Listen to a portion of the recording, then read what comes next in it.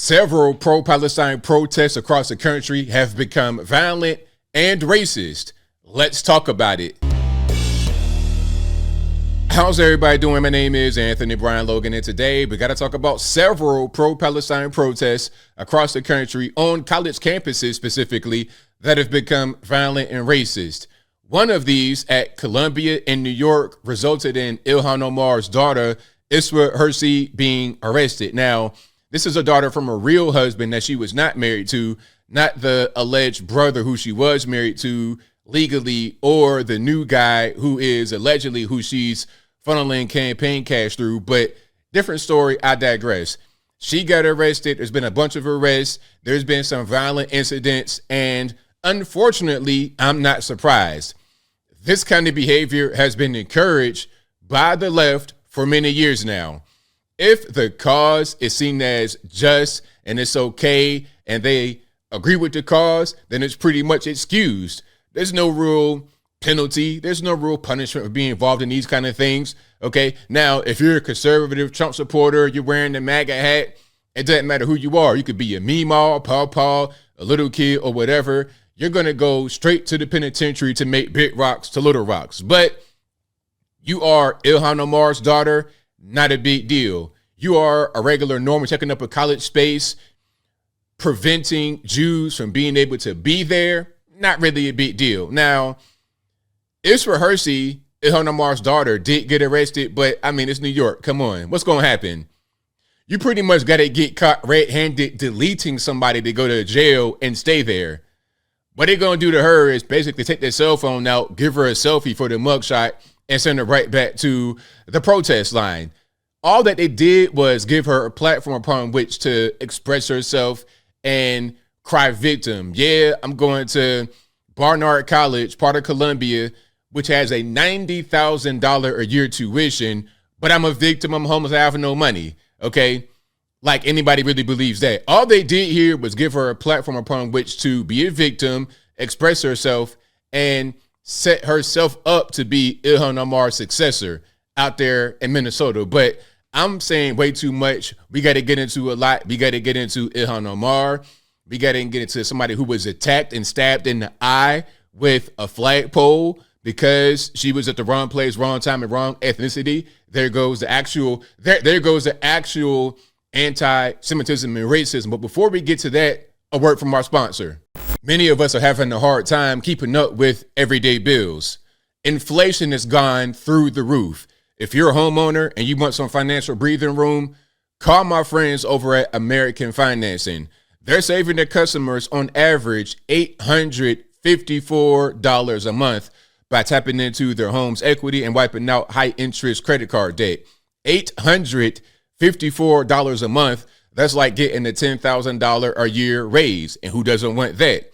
Credit card interest rates are insane, and most of us are still carrying a balance from month to month. And if you call today, you may be able to skip your next month's mortgage payment. American Financing never charges any upfront fees, and that's why they have over 7,200 Google reviews and a 4.7 star rating. They've helped thousands of customers save real money and put themselves into a better financial position. Call today to see what they can do for you. 866-890-9313. Again, that's 866-890-9313. Or visit AmericanFinancing.net. NMLS 182334, NMLSConsumerAccess.org. But let's hear from my man right here to see what he's going through out there on a Columbia campus in New York City. Check it out. From slavery, and yet now we're being barred outside of Columbia's campus. We're being barred from any other campus in the U.S. But I want to remind you one thing. Tonight, when we all sit down and sing the Isha Amda Lechalotenu, she that stood every generation to destroy us. And like my friend Gabi Schiller said, years after this pro-Hamas mob will be removed from campus, and years after the Joseph Massads and Hamid Dabishis and Rashid Khalidis will be removed from campus, thousands of years after, we will still be singing the Isha Amda, because we will prevail this. We have always prevailed. We are not victims. We are survivors. Chag Sameach. Chag Sameach. Now, I'm going to say one thing before we continue. Protesting is totally fine. You have your First Amendment right to peacefully protest. I don't care what it is. I can agree, disagree, doesn't matter. That is your right as an American. However, when we get into the violence, that's when it crosses a line. When you get into outright racism, things of this nature, it's different. And that's what's happening right here. But again, this kind of behavior has been encouraged over the years because of the cause. If the cause is seen as just by a lot of the leftist people, then they'll just let it go. And you live in a place that's controlled by leftists, just pretty much just let stuff happen. All right. And now here's what we got going on. Here's something else. This is at Yale. Remember I said you got Columbia and Yale, and there's probably more colleges joining on because they kind of follow each other.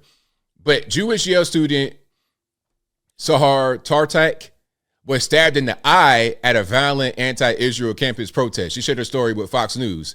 Tartak said that some of the protesters tore down an American flag from a flagpole. Check it out. That was the scene at Yale over the weekend. Anti-Israel protests turning violent, injuring our next guest. She wrote a column on this saying, quote, "I was stabbed in the eye at Yale."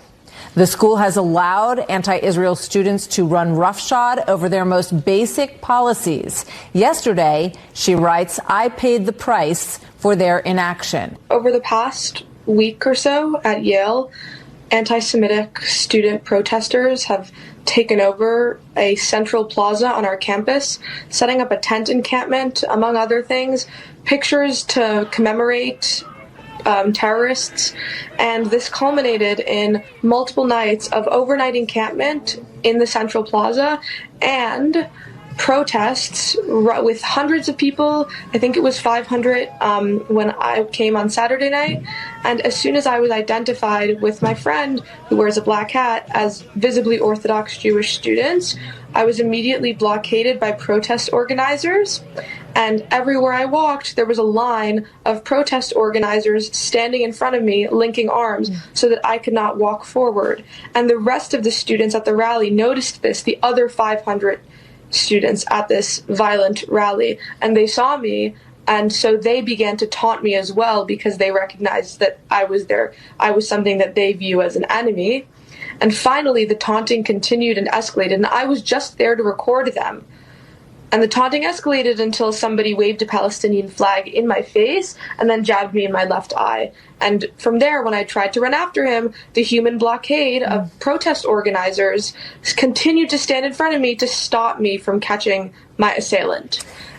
So that's what happened right there on the campus of Yale. Now, again, you want to have a peaceful protest, no problem. But then when you get into assaulting people, and the reason why you did that is because of her ethnicity, because of her identification. See, now we're doing something totally different. That's the actual case of anti-Semitism, actual racism that should not be happening. And I don't care who it's against. I don't care if you're black, white, Puerto Rican County stripe, racism and violence and things of this nature. Nah, that's not a peaceful protest. Now, this is going to be Ilhan Omar's daughter.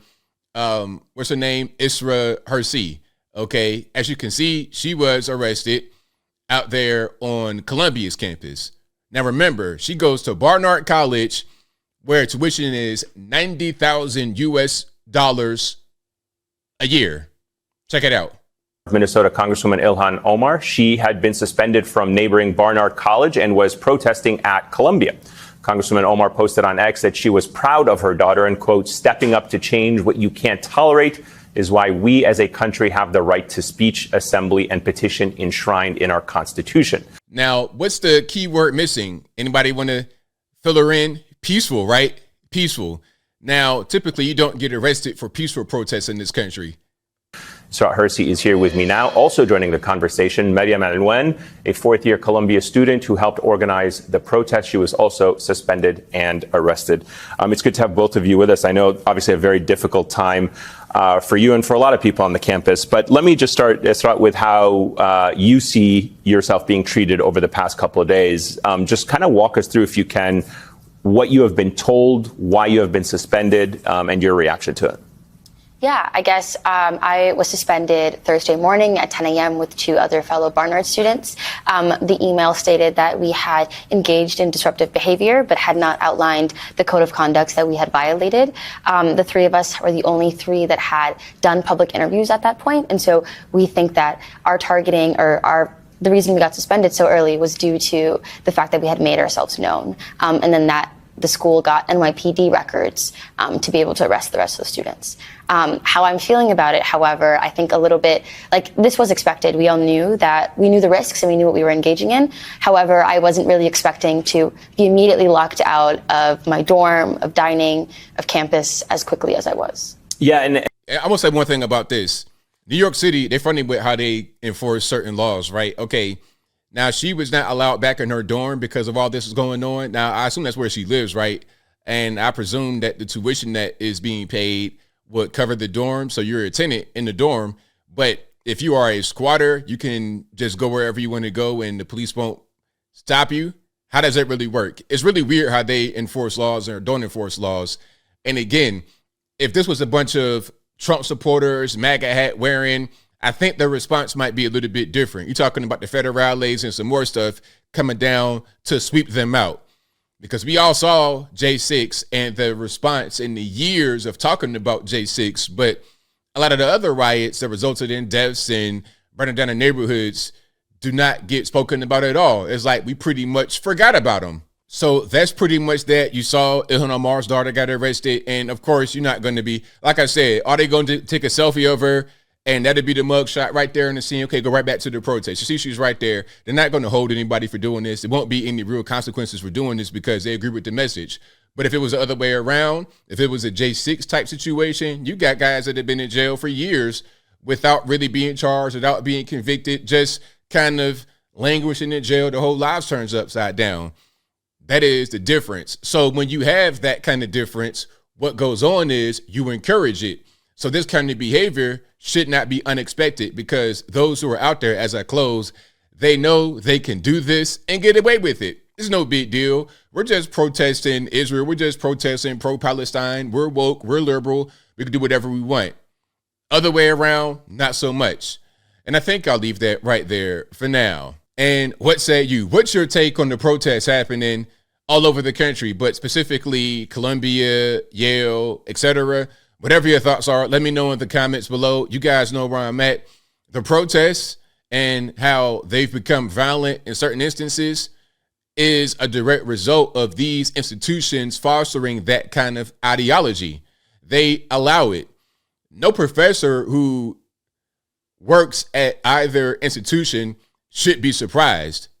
I'm not saying that anyone deserves to get assaulted or anything like that, but they're encouraging the behavior. You have to understand that you're going to get what you encourage. That's just kind of logic and common sense at a certain point. But whatever your thoughts are, please let me know in the comments below. And that's all I got to say for this video. If you like what you heard, please comment, rate, share, and subscribe. Peace.